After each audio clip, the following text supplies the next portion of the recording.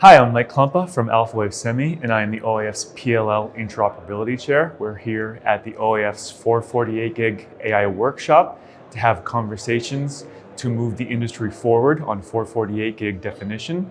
There's going to be a lot of challenges towards building an interoperable and thriving ecosystem at this next generation. And so all the standards bodies are coming together, everyone's chipping in, making it a unified effort towards delivering progress as soon as possible and as successful as possible. And I'm here specifically to give a talk on the SerDes panel, addressing AI architecture topologies at 448 gig, types of trade-offs in terms of SerDes analog front-end perspectives, and also just modulation schemes. And so there's a lot of open-ended questions that we need to close the loop on for 448 gig to make it a success.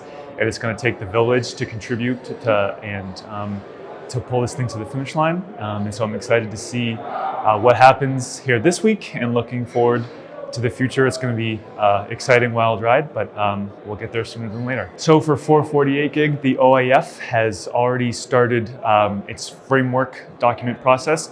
We're really investigating all the different application spaces for 448 gig, whether it's something long reach, something chip to chip or chip to module, and we're really trying to bring in the whole industry to contribute to make this success, to realize the success of 448 gig. And so, getting everyone's input, not just the SerDes vendors, not just the connector vendors, but also material vendors, the end users. There's a lot of great keynotes this week from the people that will be buying millions of these ports. And so we really want to make sure that we are solving the right problems and solving them as quickly as possible.